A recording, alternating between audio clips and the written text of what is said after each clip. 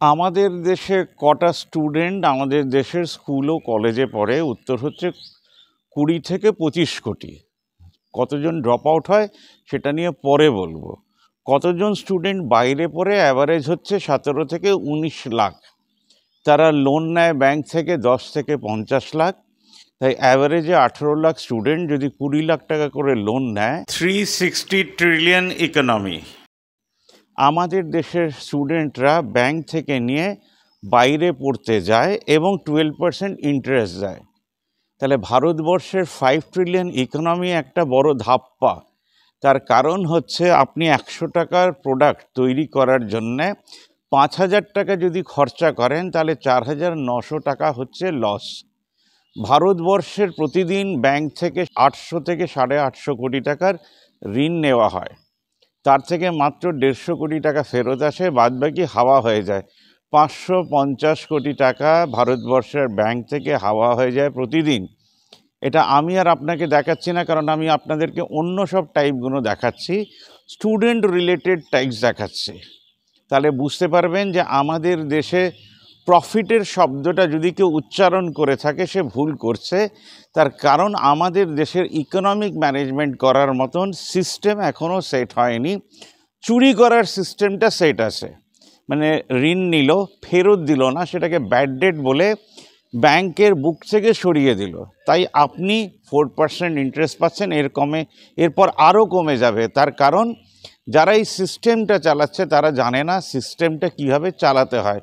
5 বছরের জন্য এসে যদি কারোর হাতে এই দায়িত্বটা দিয়ে দেওয়া হয়, সে অটোমেটিক লস করবে। আমাদের হাতে 2 দিন আছে, মানে 1 তারিখ লাস্ট ভোট হয়ে গেছে, 2 আর 3, 4 তারিখ আবার আমরা সেই মানুষদেরকে সিলেক্ট করব যারা দেশটাকে চালাতে জানে না। আপনি ভাবুন, বিজেপি চেঁচিয়ে বলছিল যে আমরা কংগ্রেস থেকে সব চোরদেরকে নিয়ে নিচ্ছি, বিজেপিকে ভোট দিও না। তাই মোদিজি দেখবেন বিজেপি শব্দটা সরিয়ে দিয়ে মোদির গ্যারেন্টি দিলেন, এই কারণে যে তিনি সব ভারতবর্ষের চোরদের, গুন্ডাদের এবং রেপিস্টদের হয়েও তিনি মার্কেটিং করে দিলেন। কিন্তু আমাদের দেশে 23 কোটি জনগণ যারা বিজেপি করে, যারা আরএসএস করে, তারা তার কথাই বুঝতে পারল না। তিনি চেঁচিয়ে যেদিন তিনি আমাদের দেশের টেন্টেড লোকেদের, যাদের মুখ কালো করেছে কোটি কোটি টাকার স্ক্যাম করে, তাদেরকে যেদিন বিজেপিতে নিলেন, সেদিন তিনি বড় বড় করে বললেন যে দেখো আমি চোরদের, ডাকাতদেরকে নিচ্ছি, আমাকে ভোট দিও না। আমাকে ভোট দিও না সেটা তার মুখে বলতে হয় না।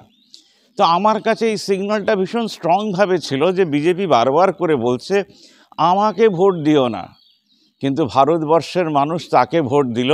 তার মানে ভারতবর্ষের মানুষ রেপিস্ট, চোর, ডাকাতদের পাশেও দাঁড়াতে পারে। সাধারণ জনগণ এদেরকেও বলা হয়। তাই বলে যে নিউজটা মন দিয়ে শুনবেন, প্রাণ দিয়ে বুঝবেন। আপনার নেক্সট জেনারেশনের জন্য আপনি চোর, রেপিস্ট, ডাকাতদের হাতে যদি দেশটা ছেড়ে দিয়ে যান, তাহলে বাবরি মসজিদকে বারবার করে ভাঙা হবে। আপনার হাতে কি কিছু আছে? যেহেতু আমরা ডেভেলপমেন্টের চ্যানেল, আমরা বারবার করে বলি আপনার হাতেও কিছু আছে। আপনার হাতে একটা মোবাইল আছে, আপনি যে পাড়াতে থাকেন সেই পাড়াতে লোকজন আছে, সেই পাড়াতে একটা ভ্যানওয়ালা আছে, একটা রিক্সাওয়ালা আছে, একটা বাজার আছে, আপনাদের থেকে কিছু দূরে একটা হাসপাতাল আছে, আর একটা শ্মশান ঘাট আছে। মানে আপনি মরলেও সেই শ্মশান ঘাটে যাবেন, সেই ভ্যানওয়ালা মরলেও শ্মশান ঘাটে যাবে, বড়লোক গরিব যেই মারা যাক সে শ্মশান ঘাটে যাবে। তার মানে আপনার পাড়া যুক্ত হতে চাইছে। 75 বছরে এমন মানুষ আসেনি যে বলে পাড়াকে যুক্ত করে দেশের পাশে দাঁড়াও। মানে 5,000 মানুষ মাসে 30 টাকা দিলেও যে টাকা হয়, সেখান থেকে কেউ মারা গেলে, দেহদান করলে তার হাতে আমরা প্রচুর টাকা তুলে দিতে পারতাম এই 75 লাখে। ট্রেন অ্যাক্সিডেন্টের মতন সেই 2 লাখে আটকে থাকতে পারতাম না। আবার ফিরে আসি, আমাদের দেশে 5 বছরে যাদেরকে আমরা ইলেক্ট করছি, যাকে সিস্টেমও বলা হচ্ছে, গভর্নমেন্টও বলা হচ্ছে, সেইটা হচ্ছে আন্ডারস্ট্যান্ডিং বিটুইন মিসআন্ডারস্ট্যান্ডিং। যারা আসছে তারাও জানে আমরা দেশ চালাতে পারবো না, আমরা যারা ভোট দিচ্ছি তারাও জানি তারা দেশ চালাতে পারবে না, তাও এই সিস্টেমে ভোট দেওয়া হয়েছে।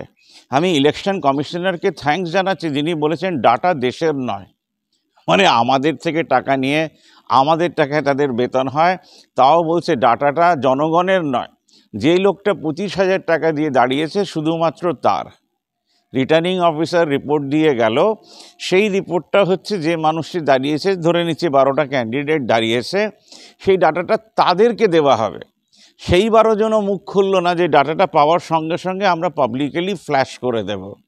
তাহলে বুঝতেই পারছেন আমাদের দেশে কাদেরকে আমরা চুজ করছি, যারা দেশ চালাতে পারে না। 2024-এর ইলেকশনে আলাদা করে কিচ্ছু হবে না। 5 ট্রিলিয়ন নিয়ে যারা কথা বলতে শুরু করেছেন, তারা ব্যাংকের 550 কোটি টাকার লস প্রতিদিন যদি ক্যালকুলেট করেন, আমাদের দেশের স্টুডেন্টরা যে বাইরে পড়তে যায়, যে ব্যাংকের থেকে নেয় সেই ব্যাংকের টাকা নিয়ে আমাদের দেশের গভর্নমেন্ট সেই ইউনিভার্সিটিগুলো এখনও খুলতে পারেনি। তাই লজ্জার কিছু নেই। আমাদের প্রাইম মিনিস্টার বাইরে গিয়ে মহান নাকি গ্রেট নেতা হয়ে গেছেন। যারা বলেন তারা বুঝতে পেরেছেন যে আপনারা কত ভুল বলেন। ভুল বলাটা আপনাদের স্বাভাবিক হতেই পারে, তার কারণ হচ্ছে আপনি তো কোনো দোষ করেননি, আপনি জানারও চেষ্টা করেননি, আর মানুষও আমাদের দেশে সাংবাদিকরাও আপনাকে জানানোর চেষ্টা করেনি, কারণ সাংবাদিকরাও জানে না যে বিজেপি চেঁচিয়ে চেঁচিয়ে বলছিল যে আমরা চোরদেরকে নিয়েছি আর ভোট দিও না। তারা বলল ওয়াশিং মেশিনে তাদেরকে ধুয়ে দেওয়া হয়েছে। তাহলে মোদিজি কি ডিটারজেন্ট পাউডার?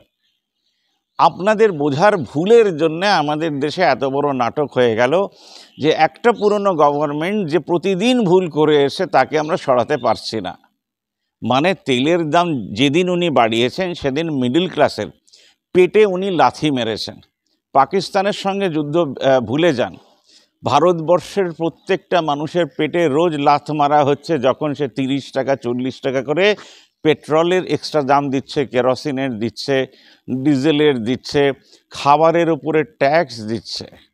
তাই ভারতবর্ষ আবার হারার পথে, জনগণ আবার হারবে যদি না সে পাড়াভিত্তিক আন্দোলনে এক হতে পারে। তাই বিজেপিও জিতছে না, এনডিও জিতছে না, জনতা দলও জিতছে না, বিএসপিও জিতছে না, যদি না আমাদের দেশে পলিটিক্যাল পার্টিরা তাদের ক্যাডারদেরকে ইউজ করে solar cooperative movement, normal cooperative movement এবং কেউ মারা গেলে 20 লাখ 25 লাখ করে দিতে পারছে রোটেশন ইকোনমির মাধ্যমে, ততক্ষণ আমরা কেউ জিতছি না। তাই 5 ট্রিলিয়ন ইকোনমি কথা বলার আগে জানবেন 100 টাকার প্রডিউস করতে আমাদের দেশে মিসম্যানেজমেন্টের জন্য 5,000 টাকা খরচা হচ্ছে। তাই রেলকে আজও লস বলা হয়। তার কারণ হচ্ছে রেলওয়ে স্টেশনগুলোর ইমপ্রুভমেন্ট হচ্ছে কিন্তু লোকাল ট্রেন এসি হচ্ছে না। তার মানে পুরো সিস্টেমটা হচ্ছে ভুল পথে চালিত বাই বিজেপি। লাস্ট 10 ইয়ার যারা চালাচ্ছে, 11 বছর তাদের থেকে কিছু আশা করা যায় না। ভারতবর্ষের মানুষরা যদি বিজেপির এগেনস্টে ভোট দিয়ে নতুন কাউকে আনতে চায়, অ্যাটলিস্ট আমরা চেষ্টা করলাম যে নতুন একটা সকাল হবে। আজকে মেঘ আছে, কালকেও হয়তো মেঘ থাকবে, 4 তারিখের পরে এই মেঘ আর জীবনে সরবে না। তার কারণ হচ্ছে ভারতবর্ষের নাগরিক মুভমেন্ট যদি না ওঠে, মানে এটা মনে করবেন না এতগুলো হিউম্যান রাইটস সংস্থা, এতগুলো এনজিও, এতগুলো সোশ্যাল ওয়ার্কার থাকলে সেটা হয়ে যাবে। সোশ্যাল ক্যাপিটাল আমাদের দেশে তৈরি করতে হবে, চাকরি জেনারেট করতে হবে, আমাদের পেনশন জেনারেট করতে হবে, এবং ট্রেনে যে 60% এজেডদের জন্যে কনসেশন ছিল সেটাকে ফিরিয়ে আনতে হবে, এবং তার জন্যে বিজেপিকে সরাতেও হবে। আজকের মতন এতটাই।